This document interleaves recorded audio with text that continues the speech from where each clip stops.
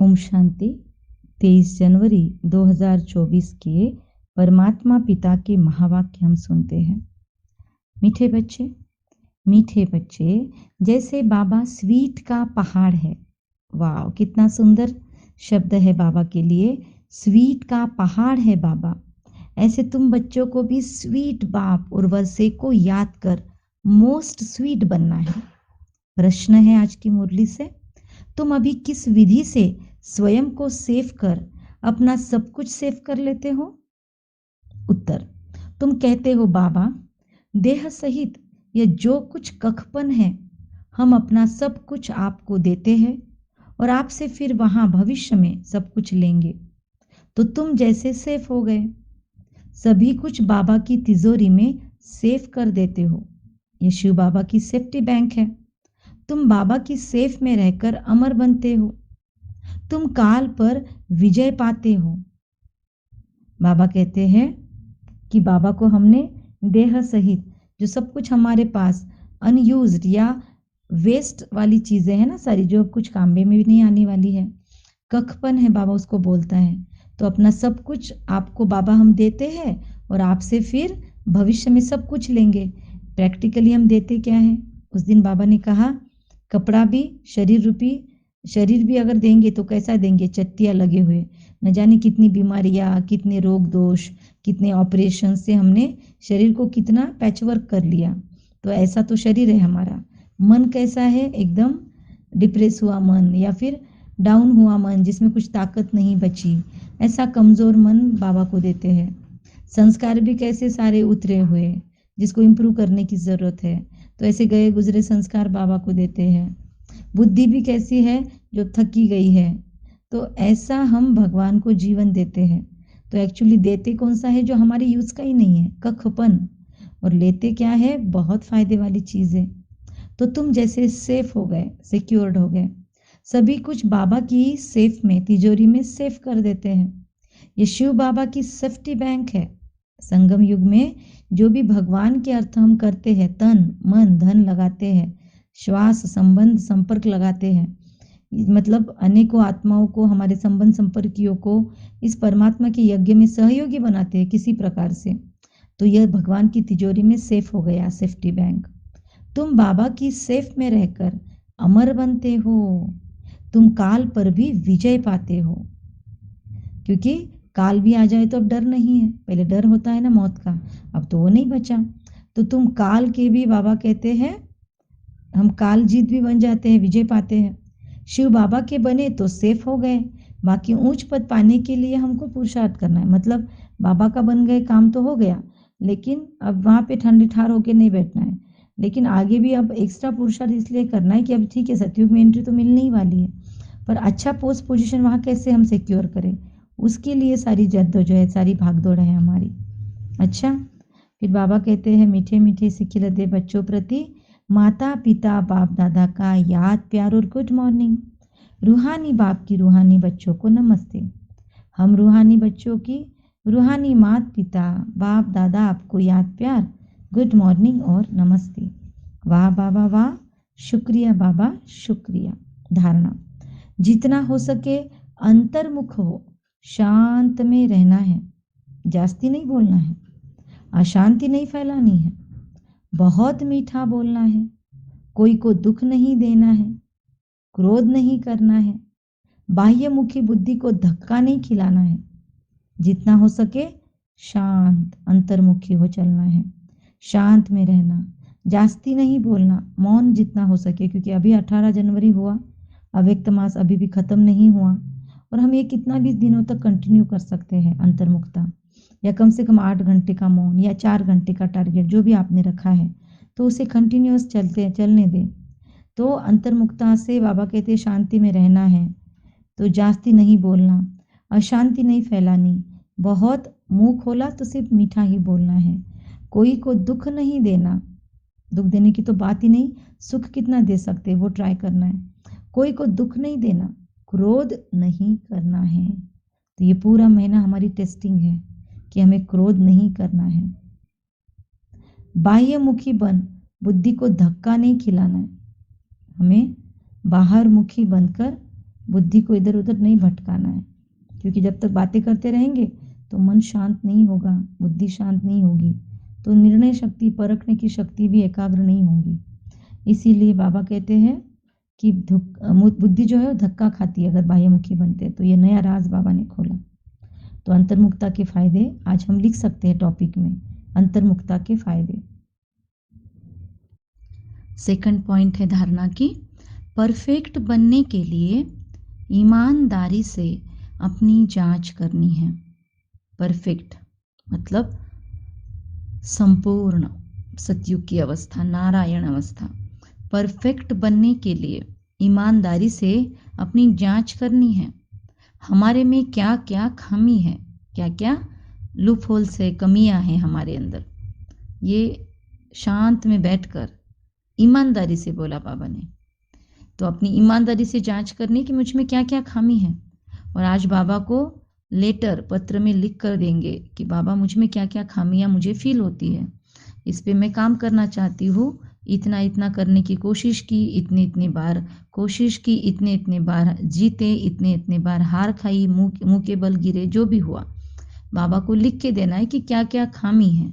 साक्षी हो अपने चलन को देखना है, खुद की चलन खुद को ही थर्ड अंपायर के रूप में चेक करनी चाहिए कि मैं कैसे रहती हूँ, मेरा लोगों से व्यवहार कैसा है, मेरा उठना बैठना सोना, मेरी दिनचर्या, मेरी चाल चलन कैसी है, और बाबा को रिपोर्ट करना है। आज साक्षी हो अपनी चलन देखना है। जैसे ब्रह्मा बाबा रोज अपनी कचहरी लगाते थे, पूछते थे मन मंत्री आज तुमने क्या किया, हाथ मंत्री तुमने क्या किया। ऐसे बाबा कर्मेंद्रियों की अपने लगाता था कचेरी। तो साक्षी हो अपनी चलन को देखना है। भूतों को भगाने की युक्ति रचनी है, ब्लेसिंग है। प्रकृति द्वारा आने वाली परिस्थितियों पर विजय प्राप्त करने वाले पुरुषोत्तम आत्मा भव। प्रकृति द्वारा आने वाली परिस्थितियों पर विजय प्राप्त करने वाली मैं पुरुषोत्तम आत्मा हूँ। ब्राह्मण आत्माएं पुरुषोत्तम आत्माएं हैं। प्रकृति पुरुषोत्तम आत्माओं की दासी है। पुरुषोत्तम आत्मा को प्रकृति प्रभावित कर नहीं सकती। ब्राह्मण मतलब ब्रह्मा के द्वारा उपजी आत्माएं पुरुषोत्तम आत्माएं हैं, आत्माओं में उत्तम पुरुष। प्रकृति पुरुषोत्तम आत्माओं की दासी है। पुरुषोत्तम आत्मा को प्रकृति प्रभावित नहीं कर सकती, प्रकृति का इन्फ्लुएंस हम पे नहीं होना चाहिए। तो चेक करो प्रकृति की हलचल अपनी ओर आकर्षित तो नहीं करती। दुनिया में अगर कुछ अप डाउन्स होते हैं तो क्या हम हाय हाय करते बैठते हैं, देखना है। प्रकृति साधनों और सेल्वेशन के रूप में प्रभावित तो नहीं करती। कुछ सोल्यूशन मिल जाए, कोई साधन की वजह से हमारा काम रुका हुआ चल पड़े तो हम फैसिनेट तो नहीं होते, प्रभावित तो नहीं हो जाते। तो प्रभावित तो नहीं करती। योगी व प्रयोगी आत्मा की साधना के आगे साधन स्वतः आते हैं। आए तो हमको आश्चर्य नहीं खाना है, क्योंकि आना ही है उनको, हमारे आगे नहीं आएंगे हेल्प करने तो किसके आगे जाएंगे। लेकिन उसके अधीन भी नहीं रहना है। साधन साधना का आधार नहीं है, लेकिन साधना साधनों को आधार बना देती है।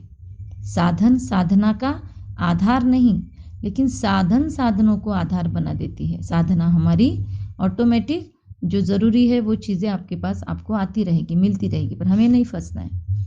तो इसके ऊपर से आज हम चेक कर सकते हैं एक सबसे बड़ा साधन कौन सा यूज़ करते हैं हम अपनी उन्नति के लिए, सेवा के लिए।